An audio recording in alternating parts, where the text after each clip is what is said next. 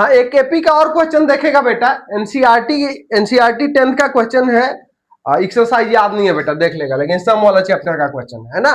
क्या कहता है बच्चा कि सो दैट हम लोग को शो करना है कि A1 A2 AN जो है वो क्या है, एपी बना रहे हैं। क्लियर बात है।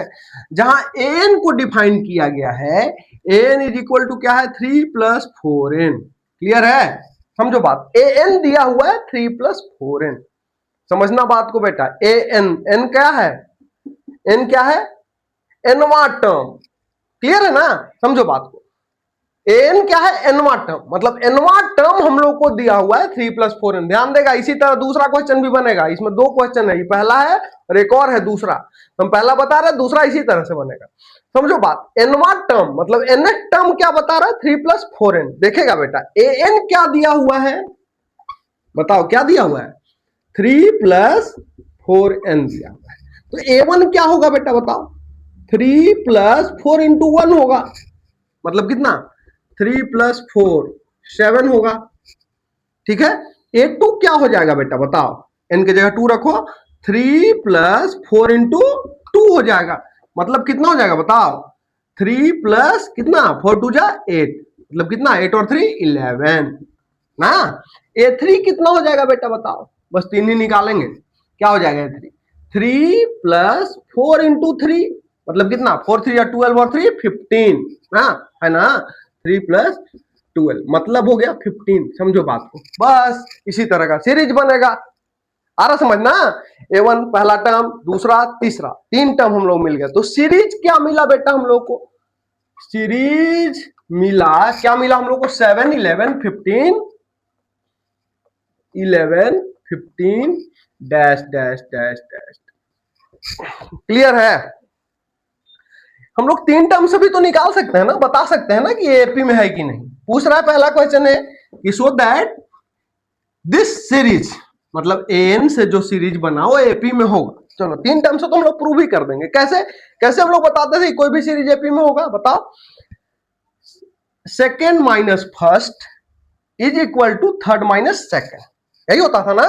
लिख दो यहां पे थोड़ा सा एक statement, series is an AP कब भैया, when A2 - A1 is equal to A3 - A2, है ना, बोलो आ रहा समझना। तो A2 - A1 कितना होगा बेटा बताओ, A2 - A1 कितना, 11 - 7 ना, 11 - 7 इज इक्वल टू 4, और A3 - A2 कितना बेटा बताओ, 15 - 11 दिस इज ऑल्सो 4, है ना। मतलब हम लोग बोलेंगे कि A2 - A1 is equal to A3 - A2, therefore series is in AP. Clear है, पहला बात तो प्रूव हुआ। आ रहा समझना, पहला बात तो प्रूव हुआ। चलो एपी में पूछ रहा था, एपी में हम लोग प्रूव कर दिया, समझ रहे हो ना। दूसरा नंबर क्वेश्चन भी ऐसे ही बनेगा बेटा, एन के जगह 1 2 3 4 लिख के सीरीज बनाएगा। क्लियर है। अब कहता है कि सम भी निकालिए आप 15 टर्म का, सम भी निकालना है आपको 15 टर्म का। कैसे करोगे बेटा बताओ, सीरीज तो मिला हुआ है हम लोगों का, है ना। सीरीज से देखो, इस सीरीज से आप, सीरीज से first term a is equal to क्या हो गया बताओ, 7 होगा। d इज इक्वल टू क्या होगा बेटा, 11 - 7 मतलब 4, d इज इक्वल टू है 4। और n कितने टर्म तक निकालना है बेटा, 15 टर्म का सम, मतलब n कितना हो गया बेटा, 15।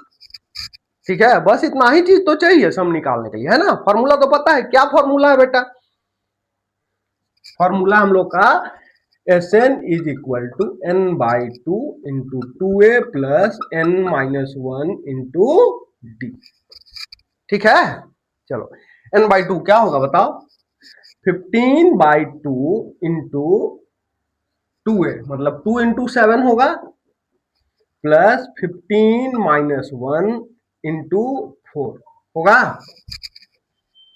चलो अब ऊपर बनाते हैं, क्या होगा बताओ, 15/2 कैंसिल तो होगा नहीं, चलो वेट कर रहे हैं शायद कैंसिल हो जाए अंदर से। 2 7 जा 14 ना, 14 2n प्लस प्लस है n माइनस 1 मतलब कितना, 15 माइनस 1 कितना बेटा बताओ, 14 14 इंटू 4